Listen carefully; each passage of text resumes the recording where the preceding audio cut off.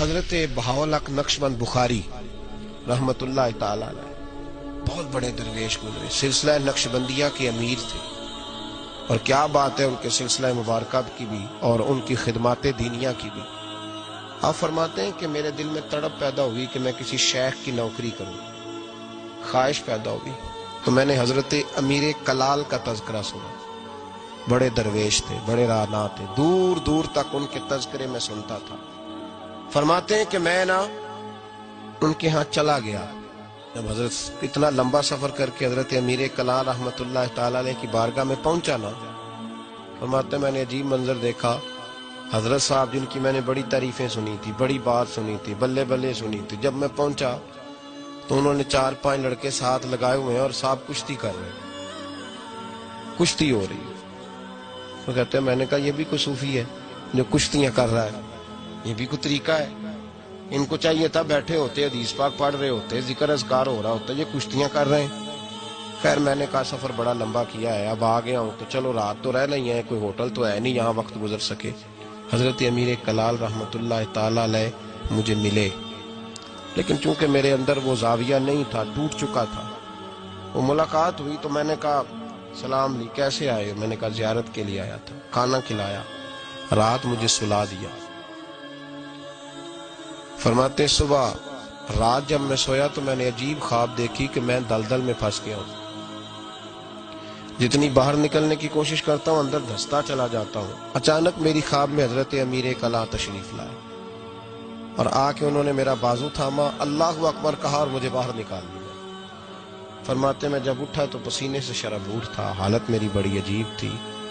اتنی دیر میں فجر کی اذان ہوئی، نماز پڑھی تو حضرت امیر کلال رحمت اللہ علیہ خود میرے لیے ناشتہ لے کے آئے اور فرماتے ہیں میرے آگے ناشتہ رکھ کے کہنے لگے بیٹے اگر ہم کشتی نہ کرتے تو رات تجھے دلدل سے کیسے نکالتے؟ اگر کشتی نہ کرتے تو دلدل سے تجھے کیسے نکالتے؟ پھر فرمانے لگے یہ کشتی میں لوگوں کو اپنا پہلوان ثابت کرنے کے لیے نہیں کر رہا، مجھے پتہ چلا ہے کہ کافر اس علاقے پہ حملہ کرنے والے ہیں، ہم بھی جہاد کی تیاریاں کر رہے ہیں۔ تو یہ جہاد کی تیاریوں کے لیے کام ہو رہا تھا، تو نے پوچھ تو لینا تھا بات کیا ہے، تو نے تھوڑا پوچھ تو لینا تھا، تو تھوڑا سا تفصیلات میں چلا جاتا، کسی سے پوچھ لیتا۔ لیکن نا کبھی کبھی میں محبوب کے وہ فرمان دیکھتا ہوں تو دل میرا کھل اٹھتا ہے، جب محبوب نے کہا تھا تیری نظر بھی دائیں بائیں نہیں اٹھنی چاہیے، نظریں جھکا کے رکھنا، جھکا کے، کانوں سے وہ سننا بس جس کی تجھے ضرورت ہے، اور زبان سے محتاط جملے بولنا۔ جب نظر بری چیز دیکھے گی نہیں، کان سنیں گے نہیں تو دل میں وسوسے آئیں گے ہی نہیں۔ ہمیں تو پہلے دن سے شریعت نے محتاط رہنے کا حکم دیا۔ میرے عزیز دوستو، سلسلہ طریقت کے عزیزو، میری آپ سے یہ گزارش ہے، سمجھ لیں ایک نئے سرے سے دوبارہ سبق شروع کر رہا ہوں آپ کے۔ آج کا سبق آپ کے لیے یہ ہے کہ زندگی میں کسی بھی مومن سیء العقیدہ کے بارے میں برا خیال نہ پیدا کریں، بلکہ ہمارے صوفیاء تو فرماتے ہیں کسی بد عمل کو دیکھ کے بھی یہ نہ سوچ کہ یہ بد عمل اور میں نیک ہوں، یہ بڑی بیماری ہے۔ فرماتے ہیں ہو سکتا ہے ایک وقت ایسا ہے تیری توفیق چلی جائے اور اس کو اللہ توبہ کی توفیق دے کے اپنا ولی بنا لے، تو اچھی سوچ رکھ، مثبت رائے قائم کر۔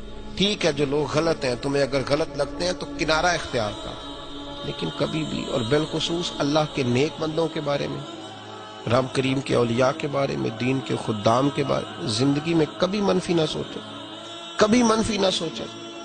آپ کو پتہ ہے کسی عالم دین کی توہین اس لیے کرنا کہ وہ دین کا عالم ہے، یہ کفر ہے۔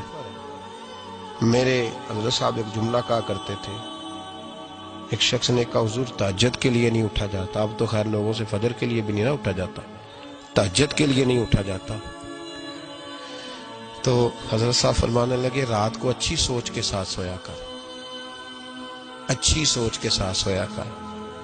تو پھر مسکراتے مسکرانے فرمانے لگے محبوب کی سوچوں میں سویا کر، یار کی سوچوں میں سویا کر، تو اسے سوچتا سوچتا سویا کر، صبح خود ہی تجھے بیدار کر لیا کرے، پر اس سے دل لگانا، اسے سوچتا سو۔ تو کسی اور کو سوچتا کیوں ہے؟